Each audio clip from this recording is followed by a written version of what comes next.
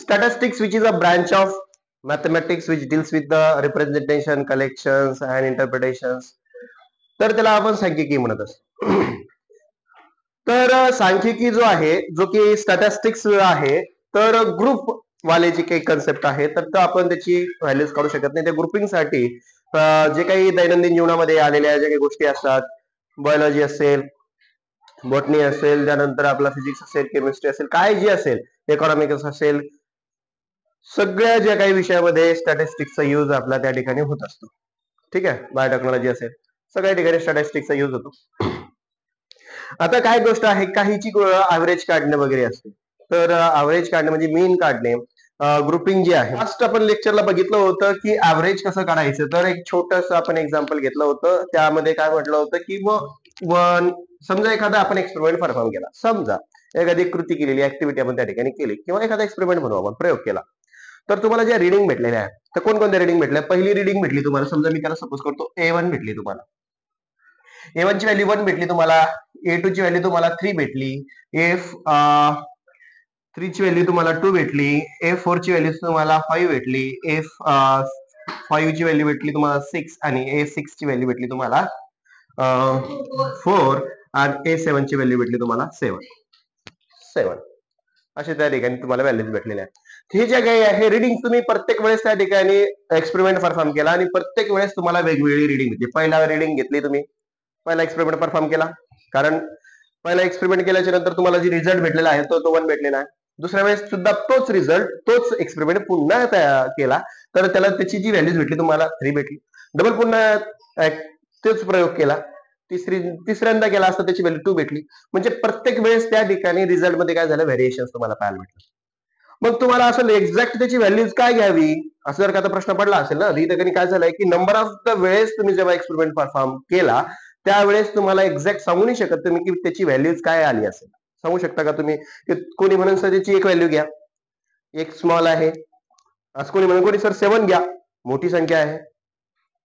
तर प्रत्येक वेळेस जो आलेला जो रिझल्ट आहे तो वेगवेगळा आहे. तर मग अशा ठिकाणी, अशा प्रयोगाच्या ठिकाणी, तर मग आपल्याला मीन काढावा लागतो, की मग आपल्याला नाही, जसं की आपण एक्झाम्पल पाहतो, मध्य काढतो आपण, कोणत्याही गोष्टीचा आपण मध्य घेत असतो, हे का नाही. जर आपण एखाद्या ठिकाणी सेफ वगैरे घ्यायला गेलो, सेफ घ्यायला गेलो, सपोज करा ऍपल घ्यायला गेलो, ठीक आहे. तर जो दुकानदार आहे, तो दुकानदाराने सांगितलं की बा काय करा की 100 रुपयाला देतो मी तुम्हाला, हे नाही, 100 रुपयाचे सेफ आहेत, किलोभर, समजा 1 किलो सेफ 100 चे आहेत असं म्हटलं. तुम्ही काय म्हणता? तुम्ही काय म्हणता त्याची लगेच? तुम्ही म्हणता देतो 50 ला, है का नाही? काय म्हणता? देतो 50 ला, डायरेक्ट 100 चे डायरेक्ट अर्धेच. ठीक आहे. त्यानंतर मग तो म्हणतो नाही, मलाच तेवढ्यात पडले नाही. तो म्हणतो मलाच तेवढ्यात पडले नाही, ना तुम्हारे ना हमारे, तुम्ही घ्या 75 रुपयाला, है की नाही. तो म्हणतो 75 ला किंवा 70 रुपयाला तुम्ही घ्या, किंवा 80 रुपयाला घेऊन टाकावा. मग तुम्ही म्हणता की ठीक आहे ना, तो 100 ला देत आहे, नाही आपण 50 लाही, आपलाही जास्त लॉस होत नाही, आहे की नाही, त्याचाही जास्त लॉस नाही, आपलाही लॉस नाही, आपण त्यातला मध्य काढतोय दोघांमधला. तर तो मधला जो आहे त्याला ऍव्हरेज, तो ऍव्हरेज या ठिकाणी आपण काढत असतो, मीन काढत असतो. ठीक आहे, मध्य म्हणतो आपण त्याला. जसं की आता या ठिकाणी ज्या काही व्हॅल्यूज भेटलेल्या आहे, number of the experiment perform केला किती वेळेस? 7 वेळेस परफॉर्म केला. आणि किती वेळेस? तर 7 वेळेस केल्या असेल तर त्या सगळ्यांची सम करायची. ठीक आहे, तर ऍव्हरेज आपण काढत असतो, त्याला आपण पाहिलेला आहे. ऍव्हरेज बरोबर काय? A1 plus A2 plus A3 plus A4 plus A5 plus A6 plus A7. म्हणजे या ज्या काही टर्म्स आहेत, जेवढ्या टर्म्स असतील, जेवढ्या वेळेस तुम्ही परफॉर्म केलेला आहे. आता इथं ग्रुप केलेला आहे का? याचा नाही, अनग्रुप आहे. याचा ग्रुप असतात तर आपल्याला कठीण गेला असतं ऍव्हरेज काढायला. तर इथं ग्रुप नसल्या कारणाने आपण त्याचा ऍव्हरेज काढू शकतो. आता इथं किती नंबर टर्म्स आहेत? 7 असल्या कारणाने सगळ्यांची आपण बेरीज केली, आणि नंबर ऑफ द टर्म्स किती आहेत? तर n आहे. किती आहेत? n. आपण असं लिहिलं. So average is equal to, या सगळ्यांमध्ये काय होत आहे? समेशन. काय होत आहे? समेशन, किंवा त्याला आपण ऍडिशन म्हणूया. ठीक आहे, समेशनचं साइन आहे. कोणती टर्म्स आहे तिथं? a आहे. ठीक आहे, आणि हा जो 1 आहे तो एक एक न वाढत आहे की नाही?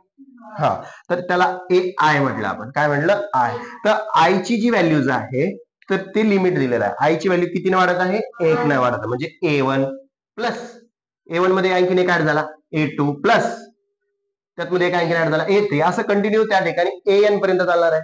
बरोबर आहे. हा, ही संख्या कुठपर्यंत आहे? N पर्यंत चालेल. जिथपर्यंत तुम्ही नंबर ऑफ द तुम्ही एक्सपेरिमेंट परफॉर्म केला असेल तिथपर्यंत. आता नंबर ऑफ द एक्सपेरिमेंट 7 पर्यंतच केलेला आहे, म्हणून त्या ठिकाणी तो खाली जो नंबर ऑफ द टर्म्स राहील 7 राहील. ठीक आहे. अपॉन किती नंबर ऑफ वेळेस त्या ठिकाणी केलेला आहे? तर अपॉन N. ठीक आहे. तर हा N हा झाला तुमचा ऍव्हरेज किंवा मीन काढण्याचा फॉर्म्युला अनग्रुप साठी.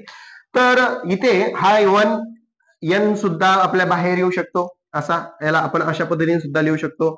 I is equal to 1 tends to N AI, असं सुद्धा याला आपण लिहू शकतो, किंवा असाही त्याचा फॉर्म्युला आपला होऊन जाईल. ठीक आहे. ऍव्हरेज हाही फॉर्म्युला होईल आणि हाही फॉर्म्युला होईल, मीन म्हणतो आपण त्याला. आणि हा जर फिजिक्स मध्ये आपण बघितला, हाच फॉर्म्युला, असाच फॉर्म्युला तुम्हाला फिजिक्स मध्ये फर्स्ट चॅप्टर आहे त्या चॅप्टर मध्ये तुम्हाला पाहायला भेटतो. अरिथमेटिक मीन याला म्हणत असतो आपण, अरिथमेटिक मीन. त्या फॉर्म्युल्याला अरिथमेटिक मीन म्हणतो. लाईक त्याच पद्धतीने आता एक्झाम्पल्स मध्ये आता व्हॅल्यूज टाकून द्या बरं. A1 ची व्हॅल्यूज किती आहे? 1. A2 ची आहे 3. A3 ची A2 ची आहे 3. A2 ची आहे A3 ची किती आहे? 2. A4 ची आहे 5. A5 ची 6, 4 and 7. आता या सगळ्या व्हॅल्यूज आणि किती नंबर ऑफ द टर्म्स आहेत त्या? 7, म्हणून 7 ने डिवाइड केलं. हा, चला. 1 आणि 3, 4 आणि 2, 6 आणि 5, 11 आणि 6, 17 आणि 4, 21 आणि 7, 28. बरोबर, भागीला 7. 7 1 7, 7 चौक 28. म्हणजे या ठिकाणी ना तुम्ही काय मोठी संख्या घ्या ना की छोटी घ्या, या सगळ्याचा मध्य तुम्ही घ्या, की त्याचा आन्सर काय राहील?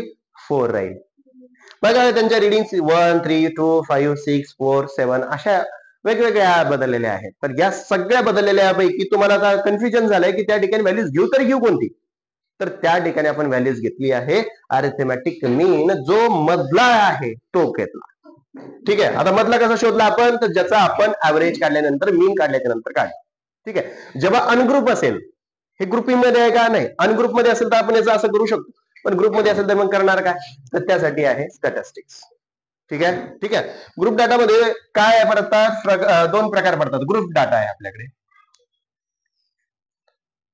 जो बी आपल्याला ग्रुप डाटा दिला जातो ना, ग्रुपिंग मध्ये दिलेला असतो, तर त्याचे 2 प्रकार पडतात. एक असते एक्सक्लुझिव्ह आहे ना, एक्सक्लुझिव्ह, आणि दुसरा इन्क्लुझिव्ह. असे 2 त्या ठिकाणी ग्रुप पडतात. आता एक्सक्लुझिव्ह जो डाटा असतो तर तो आपल्याला 10 ते 20, 20 ते 30, 30 ते 40, 40 ते 50 असं त्या ठिकाणी आपल्याला दिलेला असतो. म्हणजे जिथून एंड झालेला आहे तिथूनच पुन्हा दुसऱ्याची व्हॅल्यू सुरुवात होते. जिथून एंड झालेला आहे तिथूनच पुन्हा सुरुवात होते. That is the exclusive data. आणि या ठिकाणी इन्क्लुझिव्ह मध्ये काय की 10 ते 20, 21 ते 30, 31 ते 40, 41 ते 50, म्हणजे या ठिकाणी जिथे एंड झालेला आहे त्याच्या समोरची जी टर्म्स आहे तिथून सुरुवात होते. That is the inclusive data. त्या इन्क्लुझिव्ह डाटाचा एक्सक्लुझिव्ह डाटा आपण करू शकतो जेव्हा यामधनं, आता इथं पहिले लक्षात घ्या, हा थोड्या बेसिक गोष्टी आपल्या लक्षात ठेवायच्या की काय काय असतात. या ज्या अलीकडल्या ज्या व्हॅल्यूज असतात त्या छोट्या छोट्या व्हॅल्यू आहेत की नाही, ऍज कम्पेअर टू या साईडच्या, ह्या लेफ्ट वाल्या व्हॅल्यूज आणि ह्या कशा आहेत? राईट वाल्या व्हॅल्यूज आहेत. लेफ्ट वाल्या व्हॅल्यूज ह्या स्मॉलर आहे का? हा. राईट वाल्या मोठी आहे. याला म्हणू का आपण लोअर म्हणू का? लोअर लिमिट, लोअर व्हॅल्यूज, याला आपण लोअर लिमिट किंवा लोअर व्हॅल्यूज म्हणा, आणि याला काय म्हणायचं? Upper values. ठीक आहे. या ज्या काही सगळ्या टर्म्स आहेत यांना आपण लोअर लिमिट म्हणा किंवा लोअर व्हॅल्यू म्हणा, काही फरक पडणार आहे. ठीक आहे. लोअर व्हॅल्यू आपल्याला काय करायचं आहे? व्हॅल्यूज करायची आहे.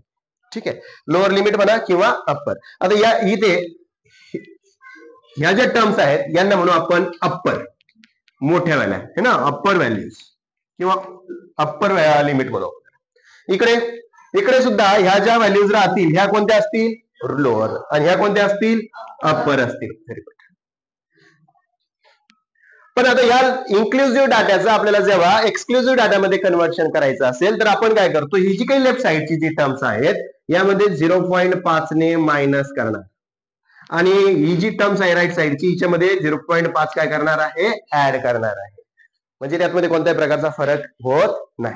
जेव्हा आपण यामध्ये असं मायनस करणार तर आपल्याला 10 मधून 0.5 गेले 9.5, आणि 20 मध्ये ऍड केले 20.5, इथे 21 मधून 5 20.5 30.5 म्हणजे या ठिकाणी बघा जिथून एंड झाला होता तिथून सुरुवात झालेली आहे.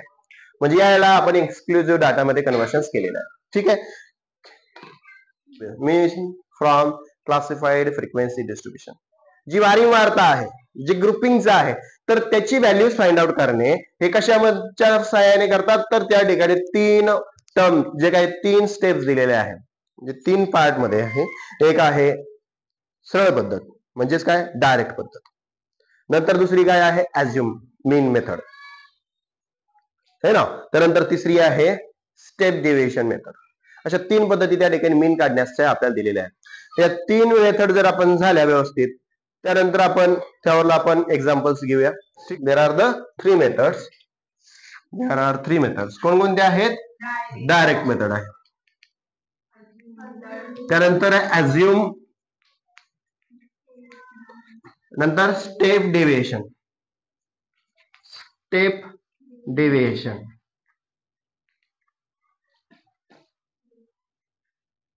Deviation method, mean method. Okay, step deviation mean method, ही ऍज्युम मीन मेथड.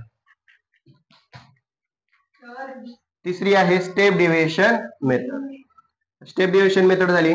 त्यानंतर बघा डायरेक्ट मीन मेथड आहे, direct mean method, assume mean method, step deviation mean method. अशा 3 मेथड मध्ये आपण काय करू शकतो की मीन फाइंड आउट करणार आहे आपण. ठीक आहे, त्याचे फ्रिक्वेन्सी जी आहे फाइंड आउट करण्याची, वारंवारता फाइंड आउट करण्याची 3 मेथड आपल्याला दिलेल्या आहे. त्यापैकी आपण डायरेक्ट मेथड पाहणार आहे, सरळ मध्य पद्धत काढणार आहे आपण. सरळ मध्य डायरेक्ट मेथड. आता डायरेक्टचा विषय आहे तर तो आपण बघूया आणि तो सोपा वाटतो आपल्याला. ठीक आहे, आता मला असं वाटतं की प्रत्येक स्टेप वाईज आपण जाऊया. पहिले डायरेक्ट घेऊ, लगेच मग ऍज्युम करू, नंतरच हे करून घेऊ. ठीक आहे, पहिले आपण डायरेक्ट वर एक एक्झाम्पल, त्याच्यावर आणखीन एक एक्झाम्पल घेऊया, नंतर मग ऍज्युम घेऊ, ऍज्युम वर एक दोन एक्झाम्पल घेऊ. असे जेव्हा एक्झाम्पल सॉल्व्ह करू तेव्हा आपल्याला तो मेथड आपल्याला कम्प्लीट होईल. चला, डायरेक्ट मेथड. डायरेक्ट मेथड म्हणजे काय? सरळ पद्धती आपण पाहणार आहे की जो मीन काढायचा आपल्याला, तर तो मीन काढण्याची पहिली पद्धत आहे डायरेक्ट. त्यामधून आपण कशी फाइंड आउट करायची, त्याला आपण एक्झाम्पल दिलेलं आहे, त्याच्यामध्ये सर्व डाटा आपण लिहून ठेवला आहे. बघा आता सरळ पद्धतीने मीन कसा काढायचा आहे. एक्झाम्पल दिलेलं आहे, the percentage of marks of 50 students in test is given following table. खालील दिलेल्या टेबलमध्ये 50 विद्यार्थी जे आहेत, किती आहेत?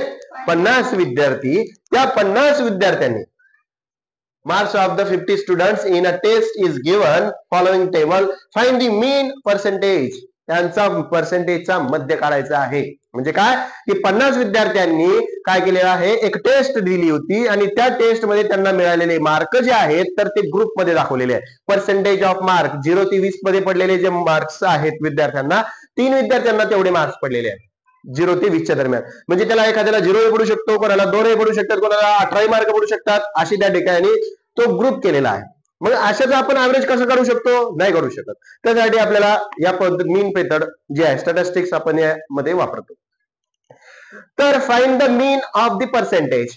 20 ते 40 च्या दरम्यान 7 विद्यार्थ्यांना मार्क्स मिळालेले आहेत. 40 ते 60 च्या दरम्यान 15 विद्यार्थी, 60 आणि 80 च्या दरम्यान 20, आणि शेवटचे 80 ते 100 मध्ये हुशार मुलं जे आहेत तर ते आहेत 5. ठीक आहे, आणि हे सगळे ऍव्हरेज आहेत. हे इथून इथपर्यंत ऍव्हरेज, आणि दॅट इज द फेल झालेले. ठीक आहे, तर आपल्याला डायरेक्ट मेथड काढायची आहे, मीन मेथड काढायची आहे. तर त्यासाठी आपल्याला काय करायचं, एक चार्ट आपण इथं काढून ठेवलेला आहे.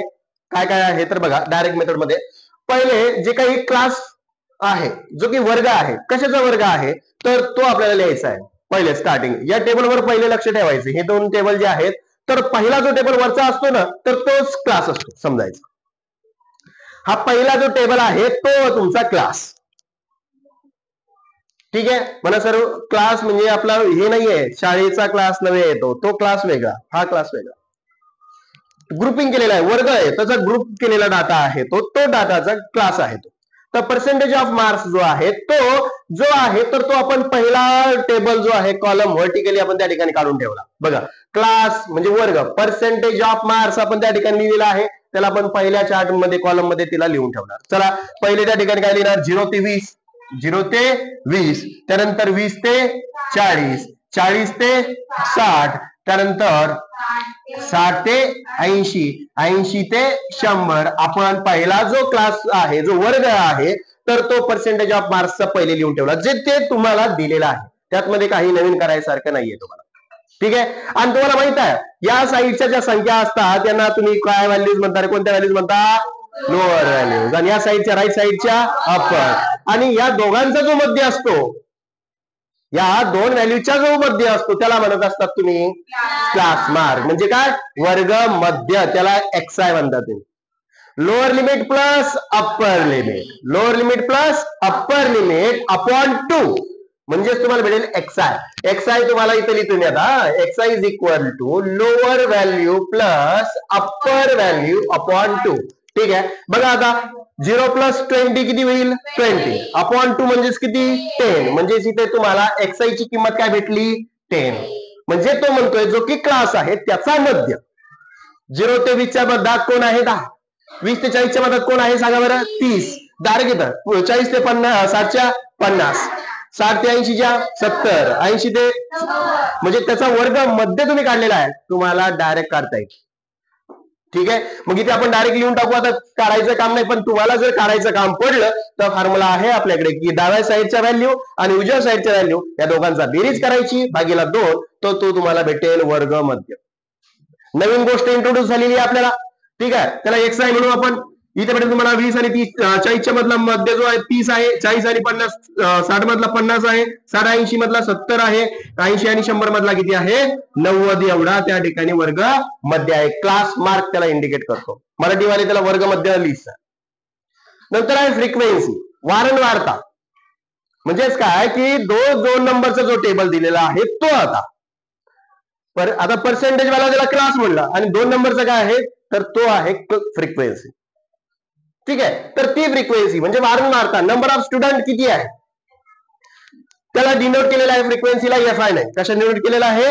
FI ने. तर त्या व्हॅल्यूज लिहून टाकायच्या, त्या ब्रॅकेटच्या समोर त्या व्हॅल्यूज लिहून टाकायच्या. बघा 0 ते 20 च्या दरम्यान 3 आहे, ते लिहून टाकले आपण. त्यानंतर 20 ते 40 च्या दरम्यान 7. यामध्ये काही वेगळं करत नाहीये, जसं तसा डाटा आपण ठेवलेला आहे, फक्त वेगळं इथं केलं. क्लास मार्क मध्ये वेगळं केलं काय? या दोघांचा मध्य काढला फक्त, बस. कळलं? 40 ते 60 च्या दरम्यान किती विद्यार्थी आहेत? 15 विद्यार्थी आहेत. 60 ते 80 च्या दरम्यान 20 आहेत. त्यानंतर 80 ते 100 च्या दरम्यान 5च आहेत. ठीक आहे. इथं 5 लिहून टाकू. ठीक आहे. हा चार्ट मी आता इथे कम्प्लीट करतोय. ठीक आहे. आणि याच्या खाली सुद्धा असं छोटासा एक चार्ट करतोय, कारण मला या दोघांची सम करायची म्हणून तो चार्ट एक्सटेंड केला. ठीक आहे. इकडे जी काही गरज नाही म्हणून त्याला केलंच नाही, असं चांगलं दिसतं थोडंस. ठीक आहे. आता बघा जी काही फ्रिक्वेन्सी दिलेली आहे इथे बघा बरं, फ्रिक्वेन्सीला डिनोट केला आहे FI ने आणि XI ला आपण वर्ग मध्याने इंडिकेट केलेला आहे. ही गुणिला हे म्हणजेच काय? Class mark into the frequency म्हणजे XI इंटू FI. म्हणजे हा जो कॉलम्स आहे, ते 2 कॉलम जे आहेत वर्टिकल, या दोघांचा गुणाकार करायचा आहे, बस. तो इथं लिहायचा आहे. 10 गुणिला 3 30, 30 गुणिला 7 210. बरोबर आहे. म्हणजे तुम्ही तशा व्हॅल्यूज त्या ठिकाणी टाकत चालणार आहे. आता ह्याच्या काही वारंवारता काढलेली बघा रे. 10 गुणिला 3 सांगा. 10 गुणिला 3 30, 30 गुणिला 7 210, 15 गुणिला 50 750. त्यानंतर 20 गुणिला 70 1400. बघा बरं, इथं काय करू आलो आपण? हे 2 शून्य ठेवून दिले. 7 दोन्ही 14, 15 5 75 आणि हा वरचा एक शून्य ठेवून दिला. 7 त्रिक 21, वरचा एक शून्य देऊन टाकला. 3 1 3, वरचा शून्य देऊन टाकला.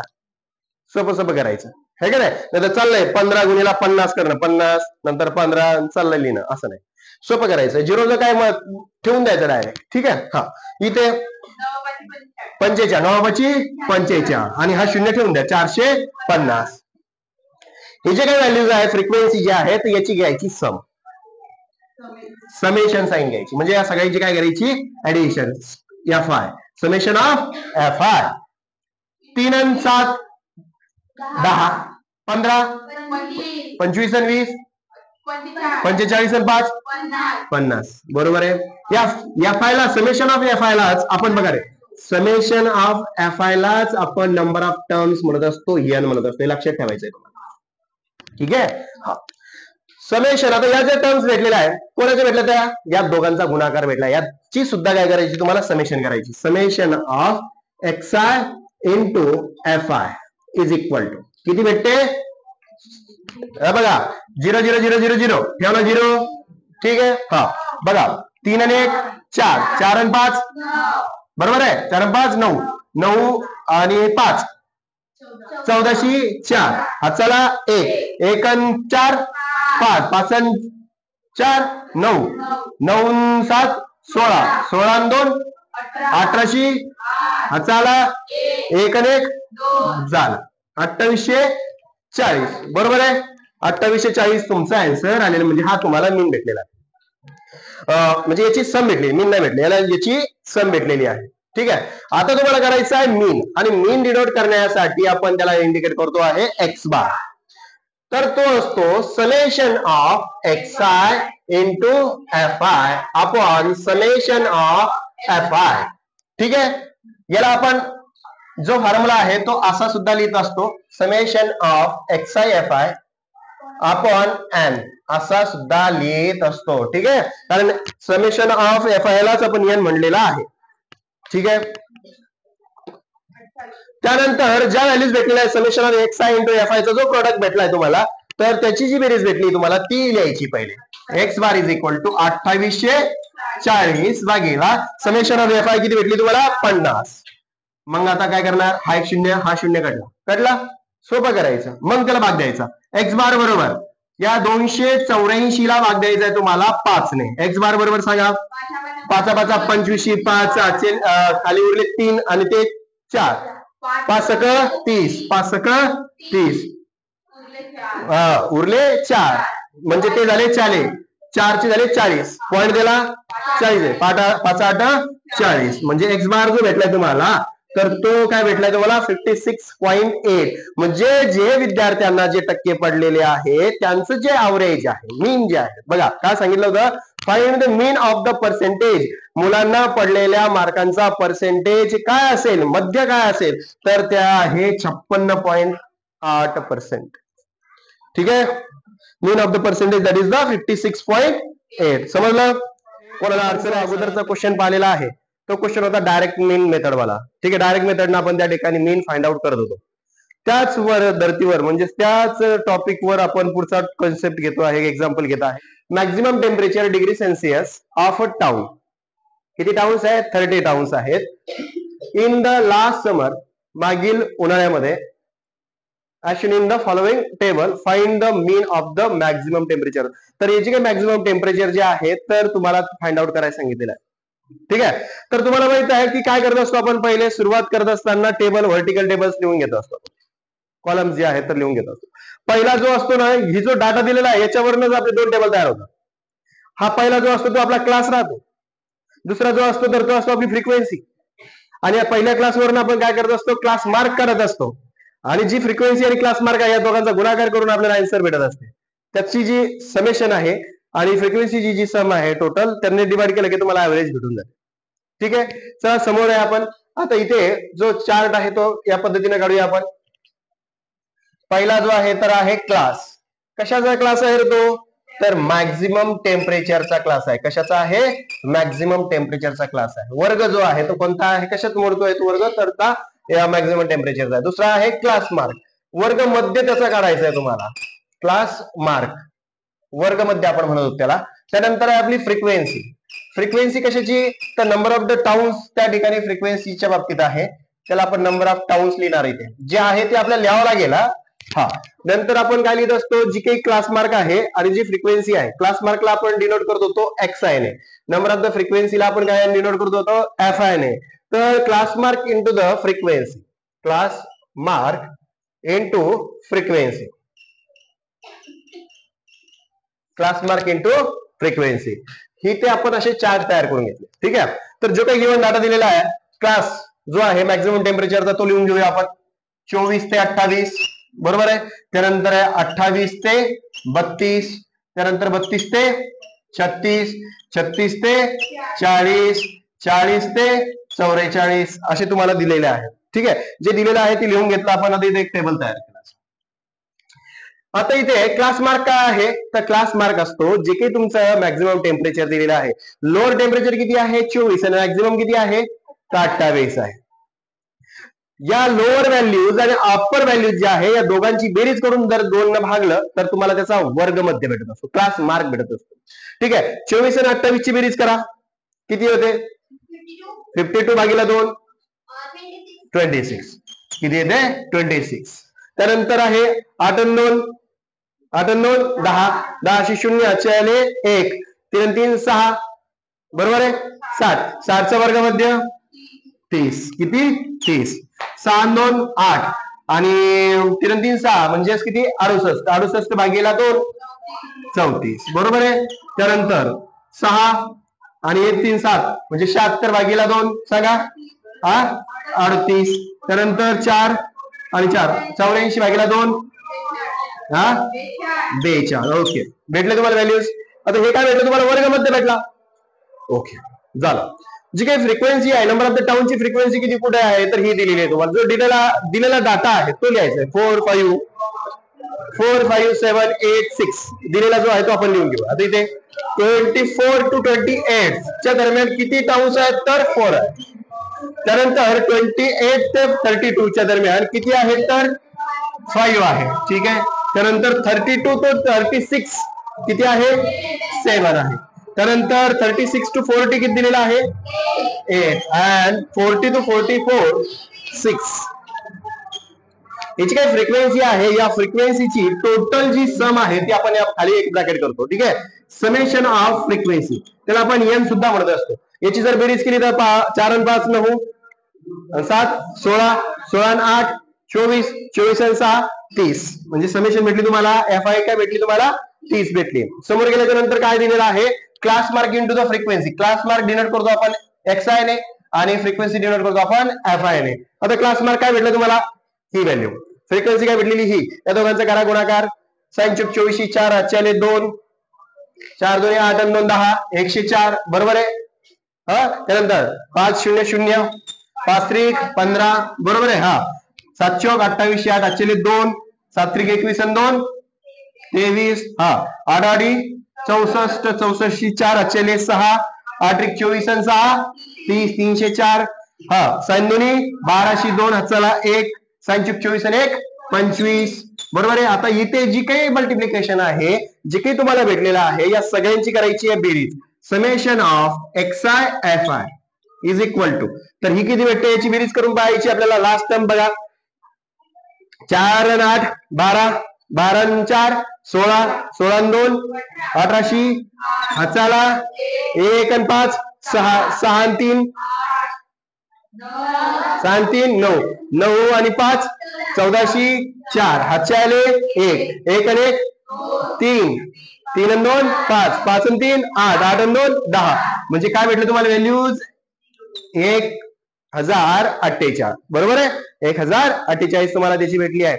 आता तुम्हाला विचारला काय मोठा प्रश्न हा आहे, तर तो म्हणतो आहे find the mean of the maximum temperature. जे मॅक्झिमम टेम्परेचर आहे याचा मीन तुम्ही मला सांगा असं तुम्हाला दिलेलं आहे. जे ग्रुपिंग मध्ये तुम्हाला टेम्परेचर दिलं होतं त्याचा तुम्ही मीन काढू शकत नव्हता, तर अशा पद्धतीने तुम्ही काढणार आहात. तर मीन डिनोट करतो आपण X bar is equal to काय तर सांगा? Summation of X I F I upon summation of F I.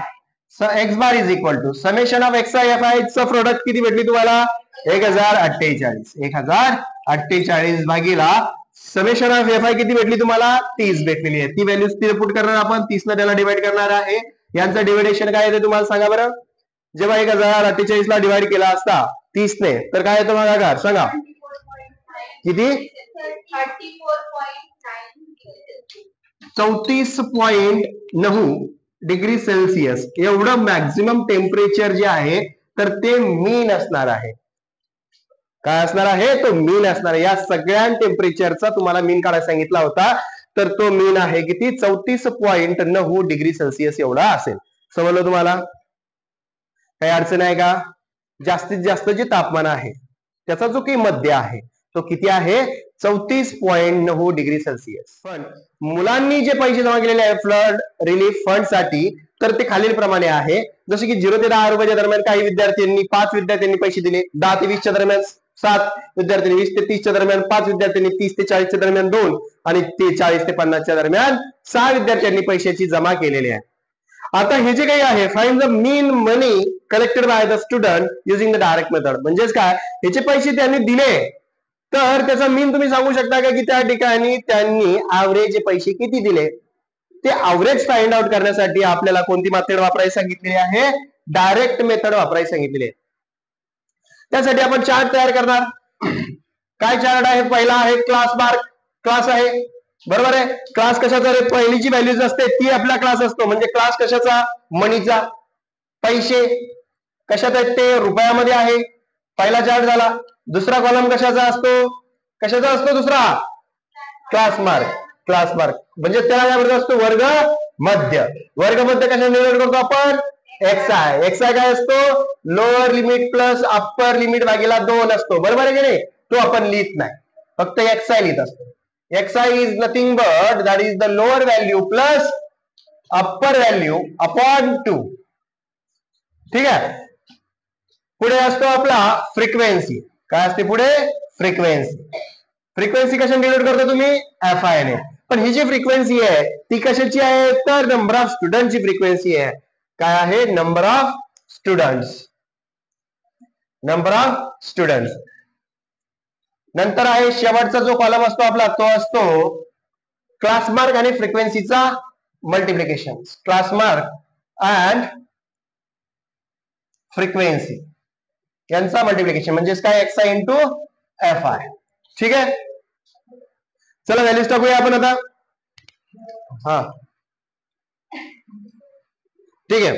आता इथे व्हॅल्यूज टाकायची आपल्याला. मनी जे आहे, जे क्लास आहे, जो वर्ग आहे, त्या वर्गामध्ये ज्या व्हॅल्यूज दिलेल्या त्या डायरेक्ट टाकून द्यायच्या. 0 ते 10, 0 ते 10, 10 ते 20, 20 ते 30, 30 ते 40, 40 ते 50 इथपर्यंत आहे. ओके. त्यानंतर XI तुम्ही काढता. काय करता, XI lower value plus upper value upon 2. सांगा बरं, लोअर व्हॅल्यू काय यांची आहे, डावी साईड, आणि उजवी साईड काय असते, अप्पर व्हॅल्यू. लोअर व्हॅल्यू काय इथे 0, अप्पर काय आहे 10. 0 प्लस 10, 0 प्लस 10, 10 भागीला 2 म्हणजेच किती, 10 भागीला 2 किती, 5. म्हणजे XI तुम्हाला भेटला 5. हा, 10 अधिक 20, 30 भागीला 2. बरोबर. याच्यामधला तुम्हाला माहितच आहे 25.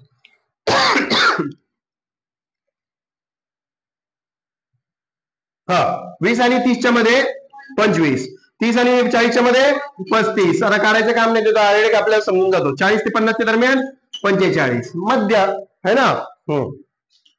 आता इकडे वर्गमध्य आहे तो, याचा मधला त्याला वर्गमध्य म्हणत असतो. Frequency number of the student, जे दिलेला डाटा आहे तो घेऊ आपण. 0 ते 10 मध्ये पैसे जमा करणारे विद्यार्थ्यांची संख्या किती आहे, 5. 10 ते 20 रुपये जमा करण्याची विद्यार्थ्यांची संख्या आहे 7. त्यानंतर 20 ते 30 रुपये जमा करण्यासाठी 5. त्यानंतर आहे 30 ते 40 दरम्यान 2 विद्यार्थ्यांनी जमा केले. 40 ते 50च्या दरम्यान 6 विद्यार्थ्यांनी पैसे जमा केले. ठीक आहे. आता ही जी फ्रिक्वेन्सी आहे, नंबर ऑफ फ्रिक्वेन्सी, याची समेशन करतो आपण. खाली एक चार्ट तयार करतो असं. ठीक आहे. Summation of FI, summation of FI. तर ही या सगळ्यांची बेरीज असते. बघा 5 पहिले आपण हे करून घेऊ. हा झालं. आता आपल्याला भेटलेला जो टर्म्स आहे, ती नवीन जी टर्म्स असते ती फ्रिक्वेन्सी सोबत आपण मल्टिप्लाय करतो. बरोबर आहे. चला, नवीन टर्म्स कोणती आपली, XI आहे. 5 इंटू 5 बोला, 5 इंटू 5 25. हा, 15 इंटू 7 105. चुकलं तर तुम्ही मार खाणार. 25 गुणीला 5, 25 गुणीला 5, हा 125, 125. हा, 35 गुणीला 2 70, 45 गुणीला 6 270. बरोबर आहे. आता याची काही प्रोडक्ट भेटला, याची सुद्धा आपण काय करत असतो, सम घेत असतो. ठीक आहे. XI FI is equal to,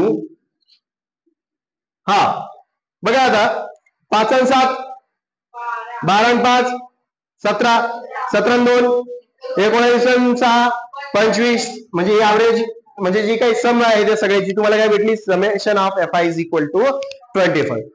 याची बेरीज करायची. 5 आणि 5 10 आणि 5 1500, 8 आणि 1 आणि 7 1 आणि 7 8 आणि 7 15, 15 2 17, 17 2 19, 9 चाला 1, 1 2 3, 3 1 4, 4 1 5, 595. ठीक आहे. आपल्याला व्हॅल्यू भेटली summation of X I F I that is the 595 summation of F I is equal to 25 भेटली तुम्हाला. तर तुम्हाला करायचंय ॲव्हरेज. ॲव्हरेज असते summation of X I F I upon summation of F I. X bar is equal to summation of X I F I. Summation of X I F I सांगा बरं. Summation of X I F I किती भेटलेली तुम्हाला? 595. 595 आणि summation of F I. Summation of F I किती भेटलेली तुम्हाला? 25. आणि तुम्हाला लक्षात ठेवायचं आहे summation of F I is nothing but N असतो. हे लक्षात ठेवायचं हा. तर किती आहे? 25.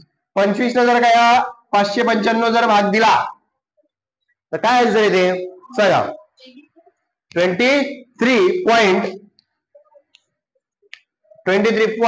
तर 23.80 एवढं तिथे तुम्हाला मिळेल. म्हणजेच त्या मुलांनी ॲव्हरेज पैसे केलेले म्हणजेच काय मीन ॲव्हरेज पैसे किती जमा केलेले तर 23.80 एवढे त्यांनी पैसे रिलीफ फंड मध्ये पैसे जमा केलेले ॲव्हरेज. काहींनी जास्त दिले, काहींनी कमी दिले, काहींनी मध्यम दिले. तर या सगळ्याचा जो मध्य आहे पैसे जमा करण्याचा जो मीन आहे तर तो सगळ्यांचा जर का आपण सारांश घेतला तर 23.80 रुपये एवढे जमा केलेले आहे. ठीक आहे, समजलं का? तो वाचूया आपण. प्रॅक्टिस सेट 6.1 मधला आपल्याला पहिला प्रश्न घ्यायचा आहे. आपण आतापर्यंत सॉल्व आणि अनसॉल्व जे सॉल्व क्वेश्चन आपण घेतलेले होते. आता आपण प्रॅक्टिस सेट मधला 6.1 मधला पहिला क्वेश्चन डायरेक्ट मेथडचा घेणार आहे. आपण फक्त डायरेक्ट मेथड सॉल्व करत आहोत जेणेकरून तुम्हाला त्याची प्रॅक्टिस जास्त व्हावी. आता हा क्वेश्चन झाल्याच्या नंतर तुम्हाला एक क्वेश्चन मी होमवर्क देणार आहे. तो होमवर्क तुम्हाला करून आणायचा डायरेक्ट मेथडवर. ठीक आहे, चला बघा. प्रॅक्टिस सेट 6.1 मधला पहिला जो प्रश्न आहे तो सांगतो आहे the following table shows the number of students and the time they utilise daily for their studies. खालील जो टेबल दिलेला हा जो टेबल दिलेला असतो दिसतोय तुम्हाला या टेबलमध्ये number of the students and time दिलेला आहे. Number of students and time दिलेला आहे. तो टाइम सुद्धा कशात दिलेला आहे? हवर मध्ये दिलेला आहे. कशात दिलेला आहे? हवर मध्ये, तासामध्ये तुम्हाला टाइम दिलेला आहे. आणि त्याचं ते काय करता आहे? युटिलाइज करतायत. कशासाठी? देअर स्टडी, त्यांचा अभ्यास करण्यासाठी ते काय करतात? त्या टायमाचं युटिलायझेशन करत आहात. तर find the mean time spend by the student for their studies by the direct method. ते म्हणता आहे की तुम्हाला त्या विद्यार्थ्यांनी, जे विद्यार्थी जास्त, आता बघा त्या विद्यार्थी 0 ते 2 घंटे अभ्यास करतायत, कोणी 2 ते 4, कोणी 4 ते 7, कोणी 6 ते 8, कोणी 8 ते 10 सुद्धा तास अभ्यास करणारे मुले आहेत. तर या सगळ्यांचा ॲव्हरेज मीन तो तुम्हाला विचारतोय की बा मीन ॲव्हरेज त्या विद्यार्थ्यांनी केलेला अभ्यास जो आहे किती तास केलेला आहे तो तुम्हाला विचारलेला आहे. तर तो आपण डायरेक्ट मेथडनं सॉल्व्ह करणार आहे. हा जो पहिला टेबल असतो तो आपला क्लास असतो. दुसरा जो टेबल असतो तो आपली फ्रिक्वेन्सी असते. आणि आपण या क्लासवरनं काय करत असतो? क्लास वर्क काय करत असतो? क्लास मार्क करत असतो. आणि या फ्रिक्वेन्सी आणि क्लास मार्कचं मल्टिप्लिकेशन करतो आणि आपण एक्झाम्पलचं आन्सर सॉल्व्ह करतो. चला टेबल तयारी करूया आपण. टेबल मध्ये पहिला असणार तुमचा क्लास. सांगा बरं क्लास कशाचा वर्ग आहे तो? तर तो आहे टाइमचा. कशाचा आहे? टाइम. आणि जो टाइम आहे तो कशामध्ये दिलेला आहे तुम्हाला? हवर मध्ये दिलेला आहे. नंतर तुम्हाला दिलेला आहे त्या क्लासवर तुम्ही क्लास मार्क करणार. काय करणार? त्या क्लासचा वर्ग मध्य काढणार आहे. ठीक आहे, त्याला आपण कशाला डिनोट करतो? X I. एक्स आय कशाला करतो आपण? Lower value plus upper value upon 2 ला. नंतर आहे फ्रिक्वेन्सी. फ्रिक्वेन्सी डिनोट करतो आपण एफ आय ने. कशाने? एफ आय ने. आणि ती फ्रिक्वेन्सी काय आहे? नंबर ऑफ स्टुडंटची आहे. त्याला आपण नंबर ऑफ स्टुडंट्स म्हणू. आपण number of students, number of student. आणि फ्रिक्वेन्सी डिनोट करतो आपण स्मॉल एफ आय ने. ठीक आहे, आणि समोरचा जो लास्ट ब्रॅकेट आहे तो असतो class mark and into frequency. Frequency आणि क्लास मार्कचा काय असतो या ठिकाणी? प्रॉडक्ट असतो. म्हणजे एक्स काय? Into F I. X I into F I. चला दिलेल्या व्हॅल्यू जे आहे तर ते आपण लिहून घेऊया. सांगा बरं क्लास काय दिलेला आहे. टाइम 0 ते 2, 0 ते 2, 2 ते 4, 4 ते 6, 6 ते 8, 8 ते 10, 8 ते 10. हा एक आपला चार्ट तयार होऊन जाईल. आता बघा या दोघांचा वर्गमध्ये तुम्हाला काढायचा आहे. 0 काही विद्यार्थी 0 सुद्धा अभ्यास करतात. 0 तास ते 2 तासच्या दरम्यान काही विद्यार्थी अभ्यास करतात. बरोबर आहे. जे करतच नाही याचा अर्थ काय. करत 0 तास अभ्यास करतात जे करतच नाही ते फक्त म्हणतात करतो बस करतच नाही. ठीक आहे. 0 ते 2 तासाच्या मध्ये काही विद्यार्थी काय करतायत 30 मिनिटं करत असतील, कोणी 40 मिनिटं करत असतील, है नाही. तर ते सुद्धा आपल्याला 1 तासच्या आतमध्ये येत आहे ना 0 ते 2 तासापर्यंत. तर क्लास मार्क आहे. आता क्लास मार्क कसा करतो आपण. लोअर व्हॅल्यू आणि अप्पर व्हॅल्यूची बेरीज करतोय. पहा लोअर व्हॅल्यू किती आहे 0, अप्पर किती आहे 2, बेरीज केली 0 + 2, 2 भागीला किती 2, 2 1 2 म्हणजे किती आला तुमचा वर्गमध्य 1. 2 आणि 4 ची बेरीज 6, 6 भागीला 2 बरोबर किती 3, 6 4 10, 10 भागीला 2 5, 6 8 किती होतील 14, 14 भागीला 2 बरोबर किती 7, 18, 10 आणि 8 किती झाले रे 18 भागीला 2 बरोबर 9. हा झाला तुमचा एक्स आहे. ठीक आहे. एफ आय तुम्हाला ऑलरेडी दिलेला आहे. हे त्या व्हॅल्यू लिहून घ्यायच्या 7, 18, 12, 10, 3. बरोबर आहे. आता याच्या खाली एक टेबल आणखी तयार करतो असतो आपण सगळ्यांना माहिती आहे. आणि या टेबल मध्ये त्या वरच्या टर्मची काय घेतो आपण सम घेतोय. ठीक आहे. समेशन ऑफ कशाची रे एफ आय ची समेशन 7 बघा इथंच नंतर घेऊ आपण. ठीक आहे. नंतर जो पहिला टेबल जो इंट्रोड्यूस झालेला आहे कोणता इंट्रोड्यूस नवीन तयार केला तुम्ही तर एक्स आहे. ऑलरेडी एफ आय तो होता. या दोघांचा काय करणार तुम्ही गुणाकार. हा 1 × 7 7. हा 18चा वाडा 3 पर्यंत म्हणायचा म्हणा 18 त्रिक 54, 18 × 18 18 2 36, 18 त्रिक 54 म्हणजे 18 त्रिक 54 तुम्हाला भेटून जाईल. ज्याचे पाडेपाठ त्याचं कॅल्क्युलेशन फास्ट. 12 पंच 60, 10 7 70, 9 त्रिक 27. बरोबर आहे. आता काय करेल तुम्हाला बघा. आता इथे समेशन इथे आहे तुमचा जो chart summation of X I F I is equal to. चला बेरीज करायची. हा घ्या. हा हो बघा 7 7 8 15 15 2 17 आणि 3 20 0 आचे आले 2 2 आणि 1 3 3 आणि 1 4 4 आणि 1 5 50 7 आणि 4 11 11 आणि 7 18 11 आणि 7 18 18शी 8 आच्याला 1 1 आणि 2 3 3 आणि 7 10 10 आणि 6 16 16 आणि 5 21 16 आणि 5 21 म्हणजे 218 तुम्हाला व्हॅल्यू भेटली. तुम्हाला माहिती आहे ऍव्हरेज काढण्याचा फॉर्म्युला तुमच्याकडे असतो X bar is equal to summation of X I F I upon summation of F I.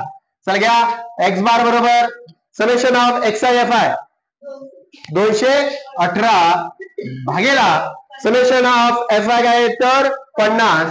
तर 50 न जर हे 218 ला भाग दिला असता तर भागाकार काय येतो ते सांगा. जाईल ना 4.180 तर 4.3 3 म्हणजे 5 त्रिक 15 म्हणजे 150 झाले. 180 मधून 150 गेले किती उरले. 150 मधून 150 गेले 30 उरले. त्याचे झाले 300 ते झाले 300. 300 ला भाग गेला 6 पंच 30 म्हणजे काय 4.36. बघ रे इकडं 218 भागेला किती रे 50. 50 चा पाडा बनायचा आहे 50 त्रिक 50 चोक 50 चोक 200 उरला काय तर 18. बरोबर आहे 18 न तर पॉइंट दिला हे किती झाले 180. 50 त्रिक 150 50 त्रिक 150 किती उरले 30. ऑलरेडी पॉइंट दिलेला होता. बरोबर आहे. ती याची काय किती झाले 300. 50 सखी 5 सखी 30 है ना 5 सगळं 30 म्हणजे झाले 300. कटलं म्हणजेच काय 4.36 काय येईल राहील सर 4.36.